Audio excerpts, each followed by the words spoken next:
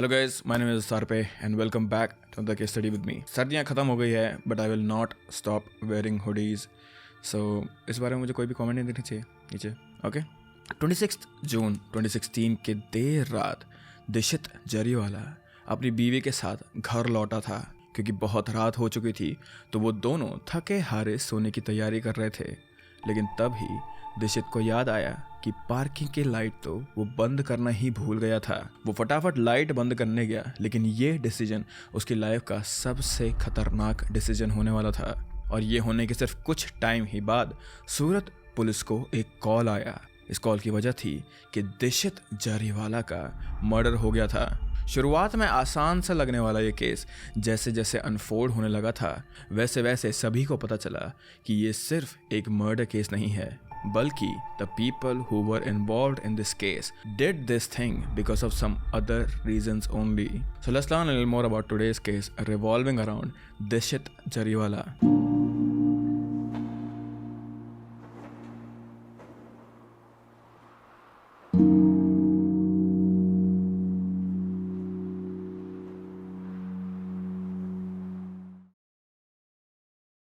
23 साल का दिशित जरीवाला सूरत का एक बहुत फेमस टेक्सटाइल मिल ओनर था। वो सूरत के एक पॉश एरिया सर्जन सोसाइटी में एक बंगलो में रहता था।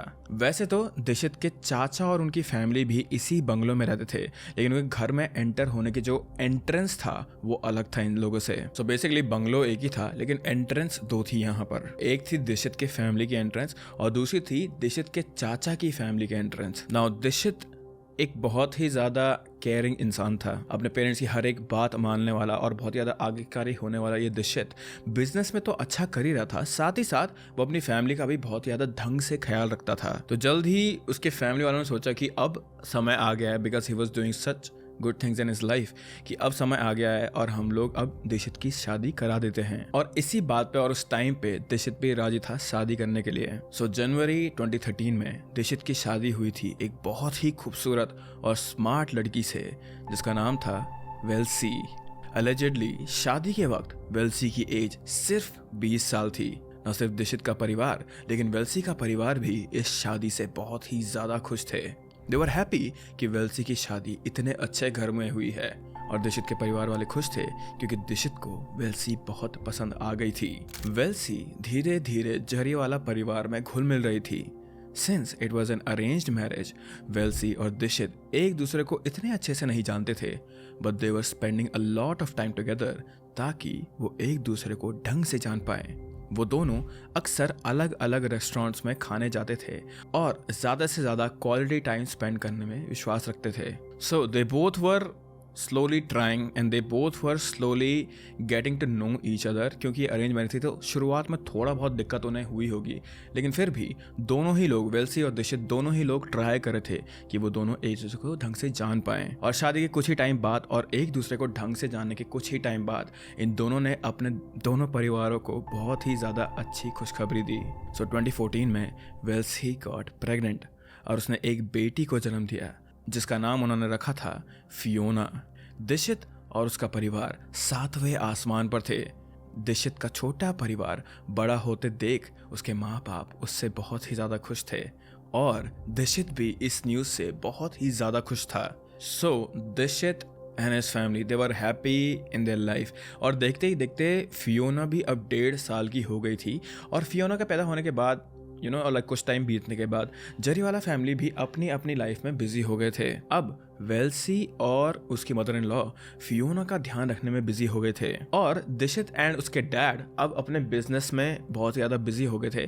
But this was a normal life for them, so they all everyone was happy in this.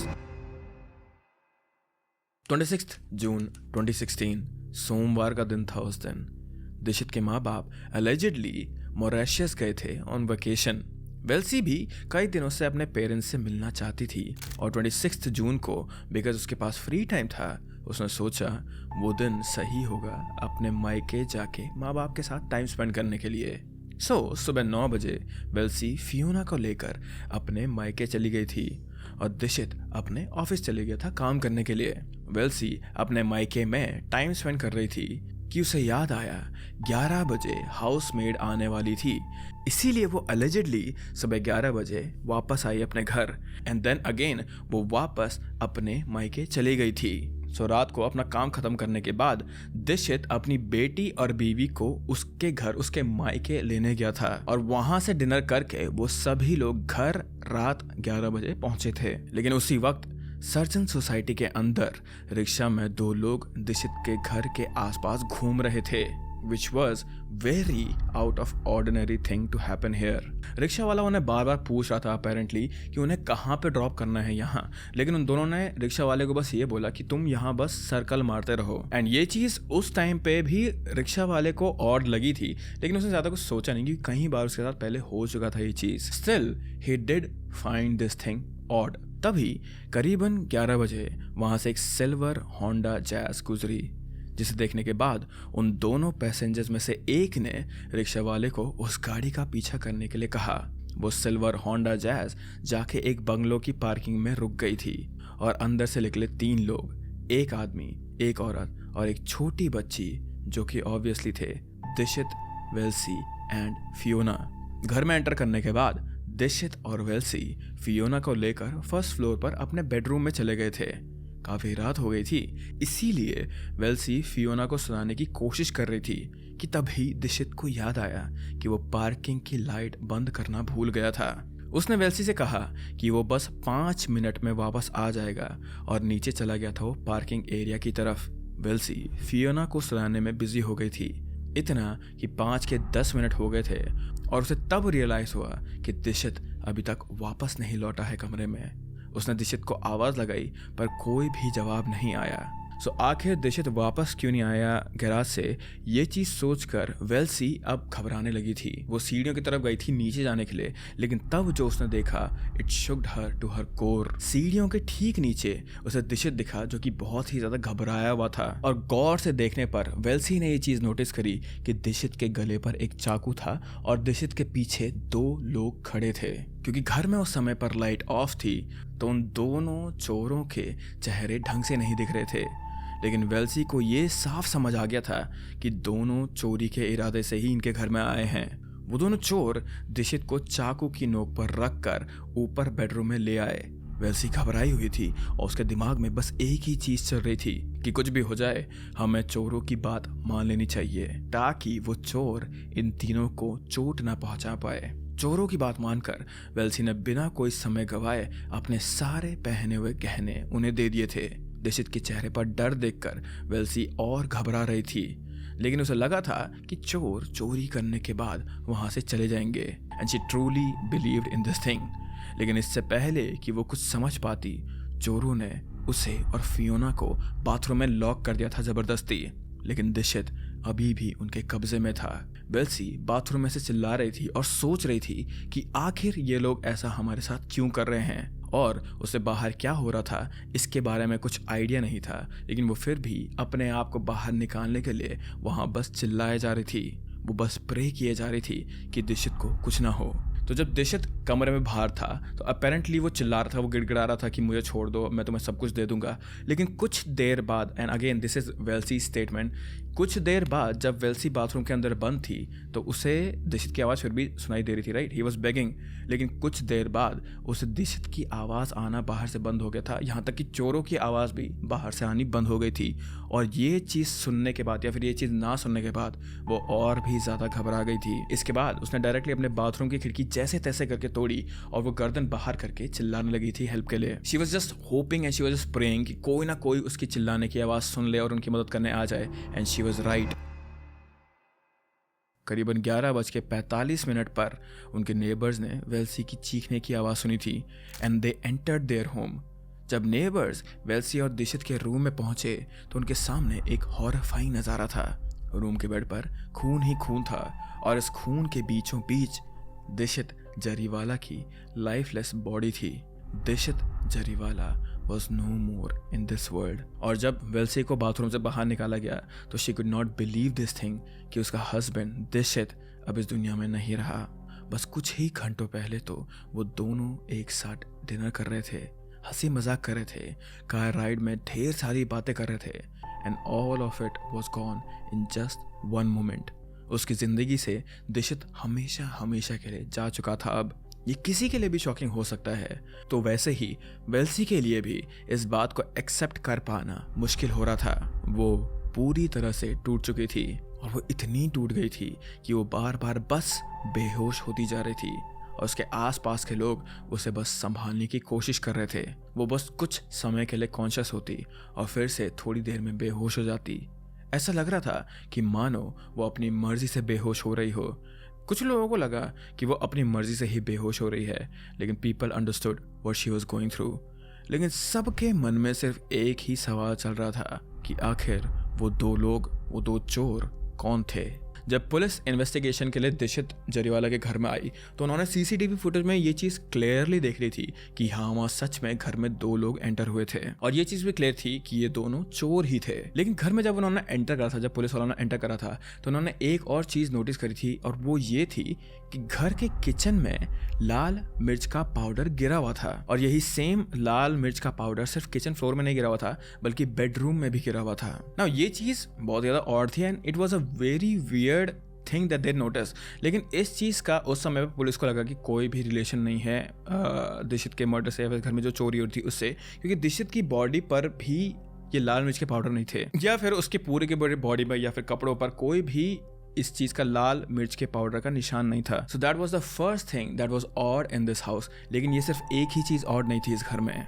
जैसे जैसे पुलिस की इस केस के बारे में इन्वेस्टिगेशन आगे बढ़ रही थी वैसे वैसे पुलिस के सामने काफी सवाल खड़े हो रहे थे, जैसे कि चोरों को कैसे पता था कि उस दिन वेल्सी और दिशित घर में अकेले होंगे, और अगर पता था तो चोर बड़ी आसानी से सुबह के वक्त चोरी करने आ सकते थे बिकॉज घर में कोई नहीं होता।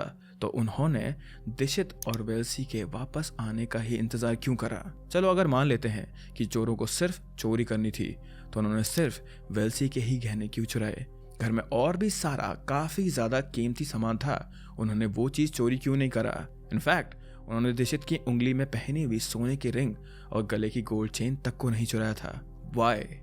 अगर चोर चाहते तो वेल्सी और दिशित दोनों को मार सकते थे या दोनों को बंद कर सकते थे और फिर पूरा घर लूट सकते थे, लेकिन उन्होंने सिर्फ दिशित को ही मारा और वेल्सी और फियोना को उन्होंने बड़े कन्वीनियंटली बाथरूम में बंद कर दिया था। यहाँ तक कि वेल्सी और फियोना को एक खरोंच तक भी नहीं आई थी। और तो और घर की जो हालत थी उसे देखकर ऐसा नहीं लग रहा था कि वहाँ चोरी हुई हो।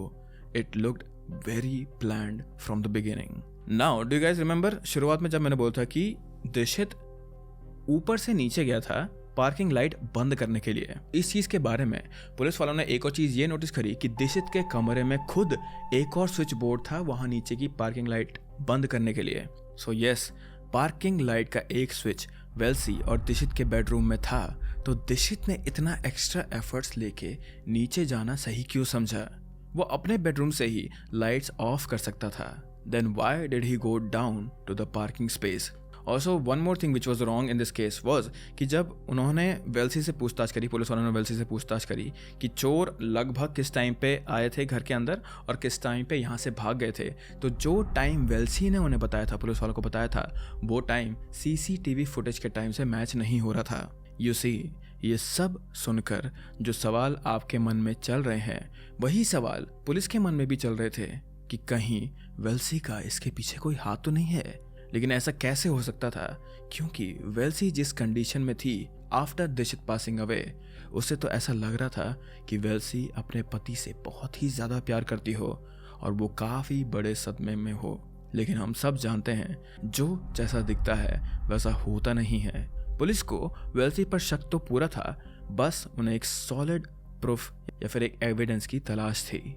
जब पुलिस ने सीसीटीवी फुटेज देखी तो उन्हें एक रिक्शा दिखाई दिया जो दिशित के बंगलों के आसपास काफी देर तक चक्कर लगा रहा था, और जैसे ही दिशित की गाड़ी आई वो रिक्शा उसके पीछे पीछे चला आया था। जब पुलिस ने उस रिक्शा वाले को इन्वेस्टिगेशन के लिए बुलाया तो रिक्शा वाले को उस रात के बारे में अच्छे से याद था और उन 2 पैसेंजर्स की भी शक्ल उसे याद थी, क्योंकि बहुत कम ऐसा होता है कि पैसेंजर्स रिक्शा वाले से ये कहते हैं कि उन्हें पता नहीं है कि उन्हें कहाँ जाना है, बस तुम रिक्शा चलाते रहो। तो जब और पूछताछ करी गई इस रिक्शा वाले से तो उसने पुलिस वालों को दो नाम बताए थे, एक था सुकेतु और दूसरा था धीरेंद्र चौहान, जो कि सुकेतु का ड्राइवर था।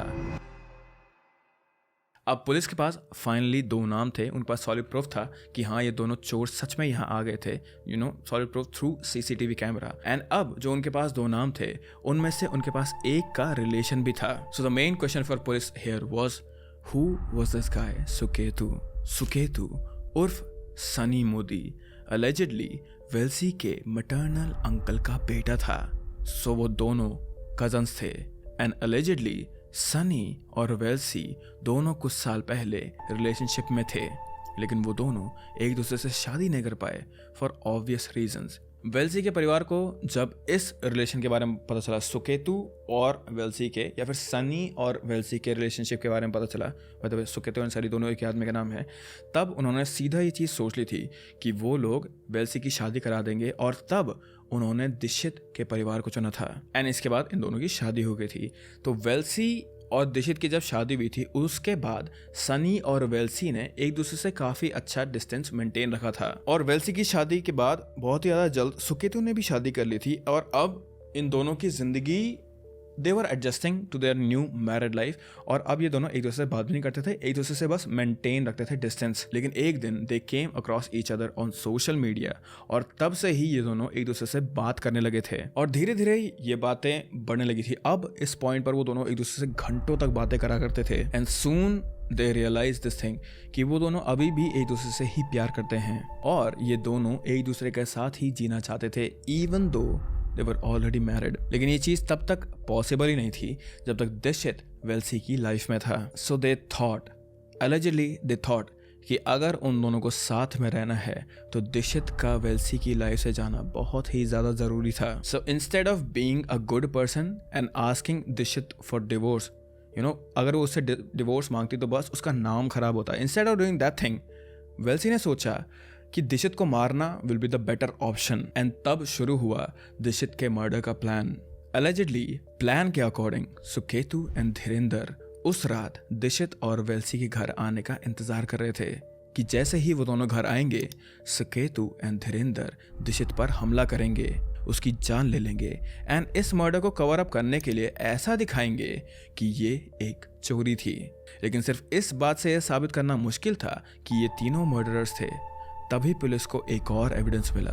दीक्षित की होंडा कार पुलिस को उसके बंगलों से बस 1 किलोमीटर दूर मिली थी और गाड़ी में मिर्ची का पाउडर था, वही मिर्ची का पाउडर जो पुलिस को दीक्षित के बेडरूम में भी मिला था।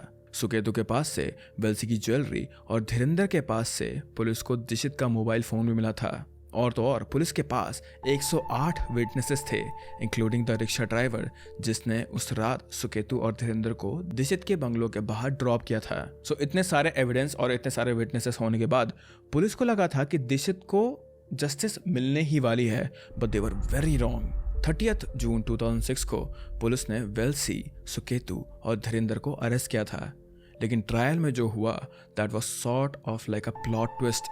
सुकेतु के पास से जो गहने मिले थे जो अपेरेंटली वेल्सी के थे, वेल्सी ने उन्हें पहचानने से साफ इनकार कर दिया था। और तो और रिक्शा ड्राइवर जो था वो अपने स्टेटमेंट से मुकर गया था, ये कहकर कि उसे पक्का नहीं पता था कि सुकेतु और धीरेंद्र ही मर्डर्स हैं। पुलिस के पास इन टोटल 108 विटनेसेस थे, फिर भी बस 3 साल बाद ये तीनों अक्यूजर्स अब फ्री थे।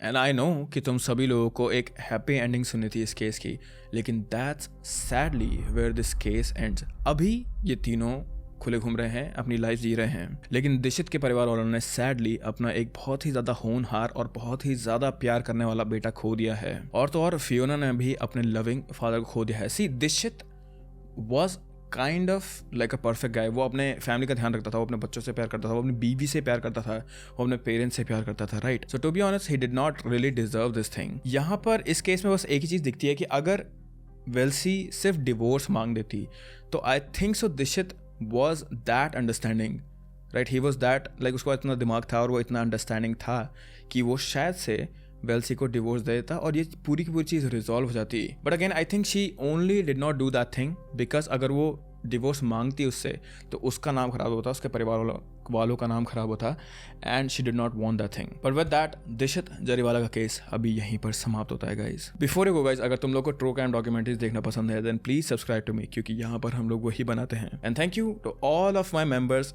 thank you so much seriously, you guys have made it so much easier for me to make videos and also like upload exclusive क्या बोलते हैं members only cases, so thank you again। last month के हमारे सारे के सारे members ये हैं, and अगर आपको भी you want to support us and help us in making these kind of videos then please become a member if you want to। कोई जोर ज़बरदस्ती नहीं है, but yeah with that I hope that you guys are happy and healthy। please keep your loved ones very close to you guys and I will see you very very soon। Bye bye।